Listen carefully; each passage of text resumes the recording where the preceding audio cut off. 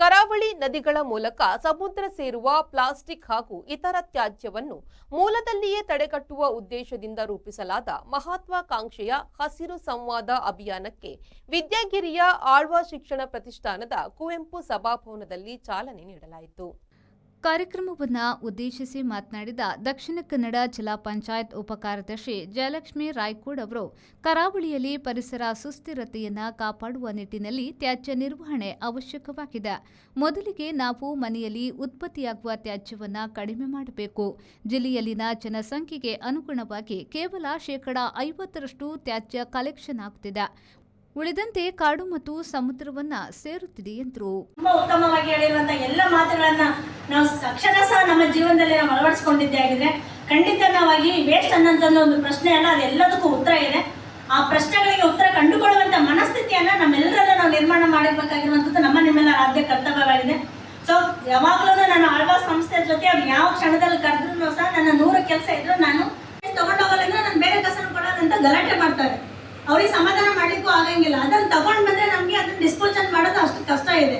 So ಇಲ್ಲಿ ಇರೋಂಥದ್ದು ನನ್ನ ಪ್ರಕಾರ ಹೇಳ್ಬೇಕಂದ್ರೆ ಎಲ್ಲ ಮಾತೇನು ಅರ್ಥ ಮಾಡ್ಕೊಳ್ಬೇಕು. ಮಗುವಿಗೆ ಅನಿವಾರ್ಯ ಸಂದರ್ಭದಲ್ಲಿ ಮಾತ್ರ ಪ್ಯಾಂಪರ್ಸ್ ಗಳನ್ನ ಬಳಸಬೇಕು, ಅದರ್ವೈಸ್ ಆ ಪ್ಯಾಂಪರ್ಸ್ ಬಳಕೆಯನ್ನ ಬಿಟ್ಬಿಡ್ಬೇಕು. ಸೀನಿಯರ್ ಸಿಟಿಸನ್ಸ್ ಅಷ್ಟೇನೆ, ಅವ್ರಿಗೆ ನಾವು ನಮ್ಮನ್ನ ಇಷ್ಟು ದೊಡ್ಡವರನ್ನಾಗಿ ಬೆಳೆಸಿ ಸಮಾಜ ಕೊಟ್ಟಿದ್ದಾರೆ ಅಂದ್ರೆ ಅವರು ವೃದ್ಧಾಪ್ಯ ಸಮಯದಲ್ಲಿ ನಾವು ಅಷ್ಟು ನಿರ್ಲಕ್ಷ್ಯ ಮಾಡ್ದೇನೆ ಅವರಿಗೆ ನಾವು ಸೇವೆ ಮಾಡೋದು ಒಳ್ಳೇದು. ಅವರಿಗೆ ಅನಿವಾರ್ಯ ಇದ್ದರೆ ಬಳಕೆ ಮಾಡೋದು ಒಳ್ಳೇದು. ಅದು ಅನಿವಾರ್ಯ ಎಲ್ಲ ಮ್ಯಾಂಡೇಟರಿ ಮಾಡಿಬಿಟ್ಟಿದ್ದಾರೆ. ಪರ್ಯಾವರಣ ಸಂರಕ್ಷಣಾ ತಂಡದ ಪ್ರಾಂತ ಸಂಯೋಜಕ ವೆಂಕಟೇಶ್ ಸಂಗನಾಳ್ ಅವರು ಮಾತನಾಡಿ, ಪ್ಲಾಸ್ಟಿಕ್ ತ್ಯಾಜ್ಯಗಳಿಂದ ಮಣ್ಣು, ಗಾಳಿ ಮತ್ತು ನೀರು ಕಲುಷಿತಗೊಳ್ಳುತ್ತಿದೆ. ಜೊತೆಗೆ ಕ್ಯಾನ್ಸರ್ ಹೆಚ್ಚೆಚ್ಚಾಗ್ತಿದೆ. ಏಕಬಳಕೆಯ ವಸ್ತುಗಳನ್ನು ಬಳಸುವುದನ್ನು ನಿಲ್ಲಿಸಬೇಕು ಮತ್ತು ಕಸದ ನಿರ್ವಹಣೆಯ ಬಗ್ಗೆ ಜನರಲ್ಲಿ ಜಾಗೃತಿಯನ್ನ ಮೂಡಿಸಬೇಕು ಎಂದು ಹೇಳಿದರು. ಕರಾವಳಿ ನದಿಗಳ ಮೂಲಕ ಸಮುದ್ರ ಸೇರುವ ಪ್ಲಾಸ್ಟಿಕ್ ಹಾಗೂ ಇತರ ತ್ಯಾಜ್ಯವನ್ನು ಮೂಲದಲ್ಲೇ ತಡೆಗಟ್ಟುವ ಉದ್ದೇಶದಿಂದ ರೂಪಿಸಲಾದ ಮಹತ್ವಾಕಾಂಕ್ಷೆಯ ಯೋಜನೆ ಇದು ಹಸಿರು ಸಂವಾದ ಅಭಿಯಾನಕ್ಕೆ ಭಾನುವಾರ ಚಾಲನೆ ದೊರೆಯುತ್ತಾ ಇದೆ.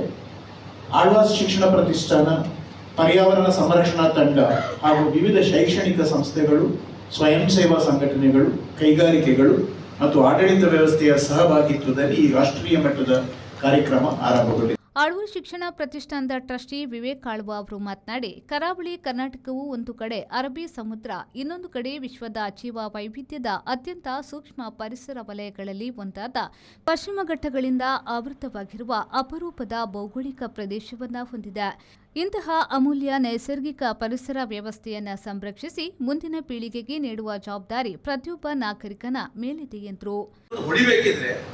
ಅದು ಕೇವಲ ಪವರಿಂದ ಹೊಡೆಯೋದಲ್ಲ, ಆ ನಿರಂತರತೆಯಿಂದ ಹೊಡೆಯೋದು. ಆ ನಿರಂತರತೆ ಆಗ್ಬೇಕು ನಮ್ಮ ಕಡೆಯಿಂದ. ಇವತ್ತು ಸಣ್ಣ ಒಂದು ಹನಿ ಸೇರಿ ಒಂದು ಸಮುದ್ರ ಆಗೋದು.